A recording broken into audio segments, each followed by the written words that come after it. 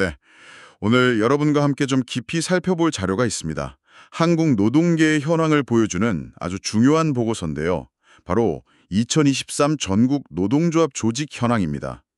이게 2023년 데이터를 담아서 2024년 12월에 발간이 되었어요. 네, 이 보고서 발간까지 시간이 좀 걸렸다는 점, 이 부분은 잠시 후에 더 이야기해 보기로 하고요. 오늘은 이 보고서가 실제로 어떤 내용을 담고 있는지, 그 숫자들 뒤에 숨겨진 의미는 또 무엇인지 좀 본격적으로 파헤쳐 보겠습니다. 네, 표지 너머의 진짜 이야기 한번 집중해 보죠. 이 보고서의 핵심은 결국 조직 현황 데이터일 텐데요. 자, 2023년 우리나라 노동조합의 전체적인 그림은 어땠는지 가장 눈에 띄는 결과부터 좀 짚어주시죠. 네, 가장 먼저 보게 되는 것은 역시 그 전체 노동조합 조합원 수하고 조직률입니다. 이 보고서를 보면요, 2023년 말 기준으로 전체 조합원 수가 약 280만 명 수준을 유지했고, 임금 근로자 대비 노동조합 조직률은 13% 후반대를 기록했습니다. 이게 전년도하고 비교했을 때는 소폭 하락한 수치예요. 13% 후반대. 큰 폭의 변화는 아니지만 그래도 하락세라는 점이 좀 눈에 띄네요. 전체 파이는 약간 줄어든 셈인데 그렇다면 그 내부 구성은 어땠을까요? 뭐 산업별이나 고용 형태별로 좀 들여다보면 다른 흐름이 보였을지 궁금한데요. 네, 바로 그 지점이 좀 흥미롭습니다. 전체 조직률은 소폭 하락했지만 산업별로 이렇게 뜯어보면 온도 차이가 꽤 뚜렷하게 나타납니다. 온도 차이가 있다. 예를 들면요. 네, 예를 들어서 전통적인 제조업 분야 있잖아요. 여기서는 조합원 수가 좀 정체되거나 소폭 감소하는 경향을 보였어요. 그런데 반면에 정보통신, 그러니까 IT 쪽이나 보건복지, 또 공공서비스 분야, 여기서는 오히려 조합원 수가 증가하거나 조직률이 상승하는 그런 모습을 보였습니다. 그렇군요. 그러고 보니 IT나 플랫폼 노동 분야에서 새로운 형태의 노조 설립 움직임이 활발했다는 뉴스를 본 기억이 나는데, 그런 흐름이 실제 데이터로도 확인되는 거군요. 네, 맞습니다. 충분히 그렇게 볼 수 있는 대목이죠. 제조업의 영향력은 뭐 여전하겠지만 노동운동의 중심축이 조금씩 이동하고 있다. 이렇게 해석할 수도 있을까요? 네, 그렇게 볼 여지가 충분합니다. 산업 구조의 변화가 노동조합 지형에도 그대로 반영되고 있는 거죠. 특히 이제 주목할 부분은 플랫폼 노동자나 프리랜서 같은 이런 특수고용직 노동자들의 노조 조직화 시도, 이게 통계에 얼마나 반영되었는가 하는 점인데요. 이 보고서에서도 이분들을 포함하려는 노력이 있었던 걸로 보입니다. 그렇지만 아직 완벽하게 포괄하기에는 뭐랄까, 통계 집계 방식이 한계랄지 아니면 법적 지위 문제 같은 것들이 좀 남아 있어서요. 전체 그림을 온전히 보여준다고 보기는 조금 어려울 수 있습니다. 하긴, 확실히 그 부분은 앞으로 계속 주목해야 할 지종이겠네요. 고용 형태가 워낙 다변화되면서 기존의 노조 개념이나 통계 방식으로는 포착하기 어려운 영역이 점점 넓어지고 있으니까요. 그럼 그 양대 노총이라고 불리는 한국노총과 민주노총, 이 두 세력의 분포에는 변화가 있었나요? 이른바 세력 지도는 어떻게 좀 달라졌을까요? 네, 양대 노총의 조합원 수 변화도 중요한 관전 포인트였습니다. 2023년 데이터를 보면요, 민주노총의 조합원 수가 소폭 증가세를 이어갔어요. 그래서 한국노총과의 격차를 조금 더 벌린 것으로 나타났습니다. 격차가 조금 더 벌어졌군요. 네. 하지만 두 노총 모두 전체 조합원에서 차지하는 비중이 여전히 압도적이긴 합니다만 어느 한쪽으로 급격히 쏠린다기보다는 비교적 안정적인 구도를 유지하고 있다. 이렇게 볼 수 있습니다. 민주노총의 소폭 우세 지속, 이게 어떤 요인이 작용했을까요? 혹시 특정 산업에서의 조직 확대가 영향을 미쳤을까요? 네, 그럴 가능성이 높습니다. 앞서 말씀드린 대로 서비스업이나 공공부문에서의 조직 확대가 민주노총의 조합원 증가에 일부 기여한 것으로 분석되고요. 또 그 소위 MZ세대로 불리는 젊은 세대의 노동자들이 중심이 된 사무직 노조나 IT 계열 노조들, 이 중 일부가 민주노총을 상급단체로 선택하는 경향도 영향을 미쳤을 수 있습니다. 세대나 산업의 변화가 상급단체 선택에도 영향을 미치는군요. 그렇죠. 반면에 한국노총은 전통적인 금융이나 공공기관 이런 곳에서는 여전히 강세를 유지하고 있고요. 정말 단순히 조직률 숫자만 볼 게 아니라 어떤 사람들이 어떤 이유로 노조에 가입하고 또 어떤 상급단체를 선택하는지 그 배경을 함께 봐야 제대로 이해할 수 있겠네요. 정확합니다. 그래서 이 보고서 데이터를 해석할 때는 단순히 전년 대비 증감만 볼 것이 아니라 좀 장기적인 추세 속에서 그 의미를 파악하는 게 중요합니다.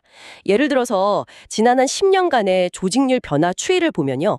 꾸준히 10% 초반에 머물다가 최근 몇 년간 상승세를 보였거든요. 그래서 13, 14%대에 진입했는데 2023년에 다시 좀 주춤했단 말이죠. 이게 일시적인 현상인지 혹은 새로운 하락 추세의 시작인지는 조금 더 지켜봐야 할 문제입니다. 그렇다면 2023년 한 해 동안 있었던 여러 사회 경제적 상황들이 이 데이터에 어떤 영향을 미쳤을 거라고 보시나요? 예를 들면 특정 산업의 경기 침체라든지 아니면 정부의 노동정책 변화 같은 것들이요. 네, 여러 요인이 복합적으로 작용했겠지만 몇 가지 추정은 해볼 수 있습니다. 우선 2023년에도 계속된 그 글로벌 경기 둔화 영향, 이걸로 일부 제조업 분야에서는 고용 불안이 심화되면서 노조 활동이 좀 위축되거나 조합원 수가 감소했을 가능성이 있고요. 반대로 또 어떤 분야에서는 고용 안정을 위한 노동자들의 요구가 커지면서 오히려 노조 가입률이 높아졌을 수도 있습니다. 그건 좀 분야별로 봐야겠죠. 네, 그럴 수 있겠네요. 그리고 또 정부의 노동개혁 추진 방향이라든지 그 노조 회계 투명성 요구 같은 정책적 이슈들이 있지 않았습니까? 이런 것들이 노조 활동 전반에 영향을 미쳤을 수 있습니다. 이런 정책들이 기존 노조의 활동을 위축시키는 쪽으로 작용했을 수도 있고 아니면 반대로 노동자들의 경각심을 높여서 조직화를 촉진하는 요인이 되었을 수도 있고요. 사실 데이터만으로는 그 인과관계를 명확히 밝히긴 어렵습니다. 하지만 중요한 맥락으로 고려해야 할 부분이죠. 정말 다양한 변수들이 얽혀 있군요. 이 보고서의 숫자들은 그런 복잡한 현실을 아주 압축적으로 보여주는 결과물인 셈이네요. 아까 잠깐 언급했던 부분인데 보고서 발간이 1년 정도 늦어진다는 점, 여기에 대해서도 좀 더 이야기해 볼까요? 그러니까 2023년 데이터를 2024년 연말에나 볼 수 있다는 건데 이런 시차가 발생하는 이유는 무엇이고 데이터를 해석할 때 어떤 점을 좀 유의해야 할까요? 네, 맞습니다. 그 전국 단위의 공식 통계, 특히 이렇게 수많은 개별 단위, 그러니까 노조합으로부터 자료를 직접 취합해야 하는 경우에는요, 시간이 상당히 소요될 수밖에 없습니다.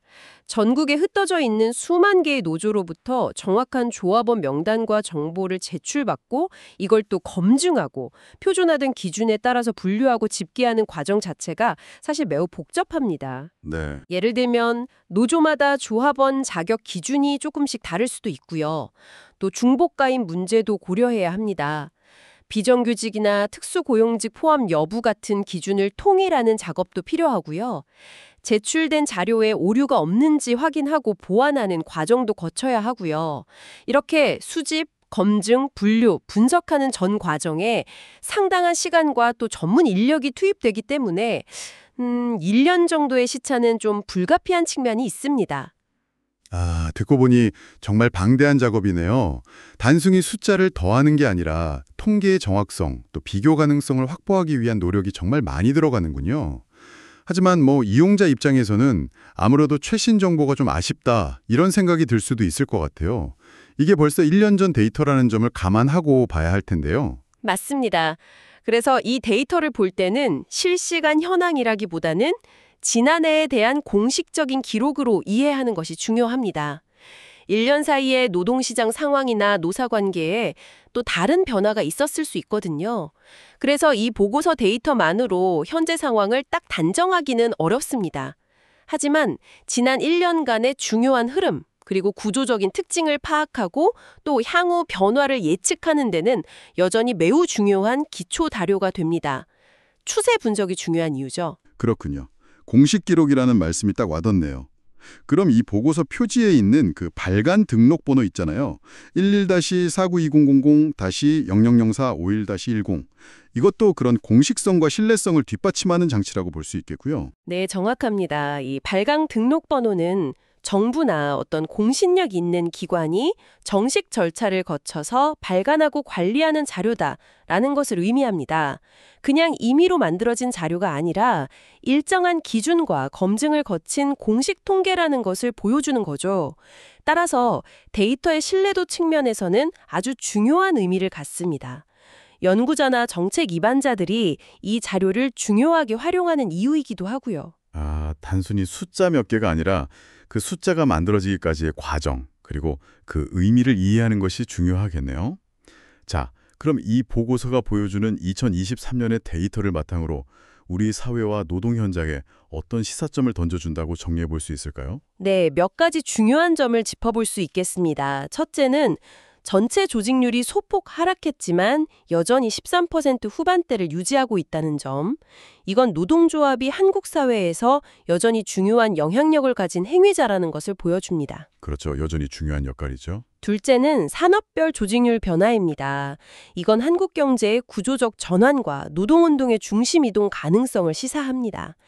특히 서비스업, IT, 플랫폼 분야의 성장이 주목됩니다. 네, 그 변화가 눈에 띄었죠. 셋째는 양대 노총 중심의 구도는 유지되고 있지만 그 내부 역학 관계라든지 신규 노조의 성향 변화 같은 것들, 이런 건 계속 주시해야 할 부분이고요.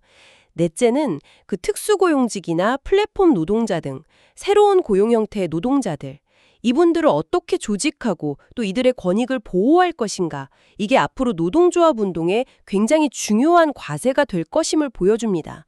통계 집계 방식의 개선 필요성도 제기하고요. 정말 중요한 포인트들이네요. 특히 그 산업 구조 변화에 따른 노동운동의 적응 문제, 그리고 새로운 고용 형태의 포용 문제는 앞으로 한국 사회가 계속 고민해야 할 숙제인 것 같습니다. 이 보고서가 단순히 과거 기록을 넘어서 미래를 준비하는 데 필요한 질문들을 던져주고 있는 셈이네요. 그렇습니다. 이 데이터를 통해서 우리는 노동시장의 변화, 노사관계의 현주소, 그리고 앞으로 나아가야 할 방향에 대한 중요한 단서들을 얻을 수 있습니다. 정책 이반자, 기업, 노동조합, 그리고 개별 노동자 모두에게 각자의 위치에서 이 데이터를 해석하고 활용할 여지가 많다고 봅니다. 네, 오늘 2023 전국 노동조합 조직 현황 보고서를 통해서 한국 노동계의 중요한 단면들을 살펴봤습니다. 전체 조직률의 소폭 하락 속에서도 산업별 변화와 새로운 조직화 흐름이 나타나고 있다는 점, 그리고 이러한 변화가 던지는 과제들까지 이야기 나눠봤네요. 네, 이 보고서의 데이터는 2023년이라는 특정 시점의 스냅샷이지만 그 안에는 여러 사회경제적 맥락과 또 장기적인 추세가 함축되어 있습니다. 이 숫자들을 바탕으로 더 깊은 질문을 던지고 관련 자료들을 찾아보시면 여러분께서 한국 사회를 이해하는 폭을 더 넓히실 수 있을 겁니다. 오늘 이야기를 마무리하면서 이런 생각을 해보면 어떨까요? 이 보고서의 2023년 데이터는 바로 다음에, 그러니까 2024년의 노동시장과 노사관계에 어떤 영향을 미쳤을까 하고 말이죠. 예를 들어 2023년의 조직률 하락이나 특정 산업의 노조 약화 또는 강화 추세가 2024년의 임금 협상이나 노동 분쟁 혹은 관련 정책 수립에 어떤 식으로 연결될지 한번 상상해 보는 겁니다. 과거의 데이터가 현재와 미래를 어떻게 만들어가는지 그 연결고리를 생각해 보는 것도 꽤 흥미로운 작업이 될 것 같습니다. 오늘 저희와 함께 깊이 들여다봐 주셔서 감사합니다. 다음 시간에 또 흥미로운 자료로 찾아뵙겠습니다.